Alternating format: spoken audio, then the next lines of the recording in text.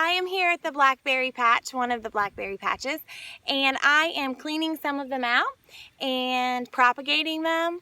So I'm basically making new little plants from runners that have rooted into the ground, and I'm going to create a new blackberry patch, or an extension onto this one in an old cornfield that I just cleaned out. So it'll be ready for the spring and summer. So I'll show you how to do it. Okay, sorry, here we go. Okay, don't judge me, these berries look terrible. My Nana would say that they're shameful. It's shameful that I've let them get in this shape, so sorry. Okay, so if you can see, this is one of the little vines that runs off from the main plant. It's new growth, and the point at which it touches the ground, it forms roots. I'd say 9 times out of 10, it's incredible. So, makes a super easy job in the fall and spring trying to propagate and create new plants and new patches for me.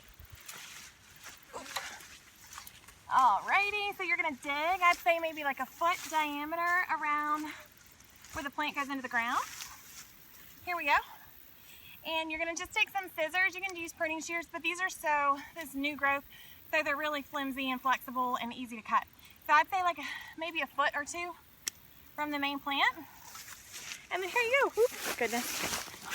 It's as easy as that. So I will go down the row here and get a whole bunch more of these and start some new rows in this little cornfield beside me. And I'll show you how to do it. I've already got one row that I planted. I planted about 30 plants, and I started the second row, and I'll show you how to plant one of our new plants in one of these rows. It's super simple. I like to plant the rows 6 feet apart, and to make sure that there's room to get a mower in between, mostly. And then the plants themselves are usually 6 feet apart, approximately 2, which is like 2 big steps, according to my grandpa, who is the farm expert of the world and knows everything. So anyways, I get so much wisdom from him. So two big steps, and I've got long legs, but it's about the same, I feel like, for anybody. Close enough. So 2 big steps in between your plants, and then you can see these roots.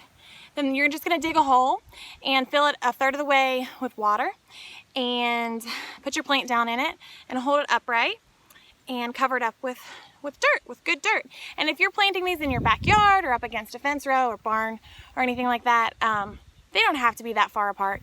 We just plant them that far apart because we usually do like permanent structures, not structures, I don't know the word, but like fence posts, and then metal stakes, and then wire, a couple rows of wire that we put on, that we put up.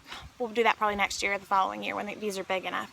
And it's more of a permanent thing, and they tend to get viney and ramble and bramble, or whatever the word is, trellis, I'm not really sure what the word is, but they can take over and spread. So that 6 feet apart seems like a lot at first, but it's really not. As they get bigger, it'll just be one great big mass of blackberry bushes. So I'll show you how to do it. I've already got my hole dug over here. I've already explained it to you, but so there's this original row that I made, and then I stepped 2 big steps over here and planted this one, and then 1, 2 big steps to the next one, and I'll put it right down in the middle and fill the hole about 1/3 of the way with water. That's key. Don't cover up the roots with dirt and then water it. It's super important, or at least according to my grandparents, who taught me everything I know about growing. But it's super important to get the roots saturated and soaked. It'll seem like it's too much, but it's not. And definitely don't plant these if the ground is just outright muddy. You don't want, to begin with, because then the mud, the wet dirt around your roots and your plant gets so hard, and just like hardens around your plant and makes it a lot harder for it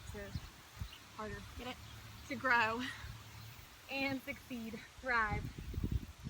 Okay, so there you go. It's as simple as that, and I'm gonna plant about 28 more of these suckers, and then maybe start one more row or so.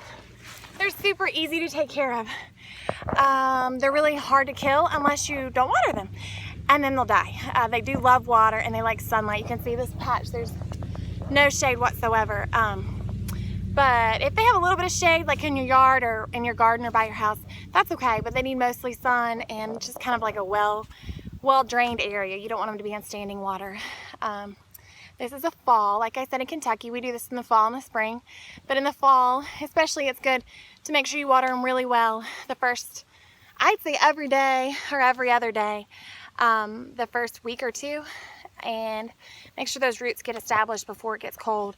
And when it gets cold and snows and frost, sometimes it will look like your plants have died, and they haven't. They'll come back in the spring, usually around April or so. You'll see some signs of new growth. There's a kitty here. I'm not sure if you can see him, John. And I think that's about all. So happy planting. If you have any questions, let me know. I'll be glad to help you. Thanks. Bye.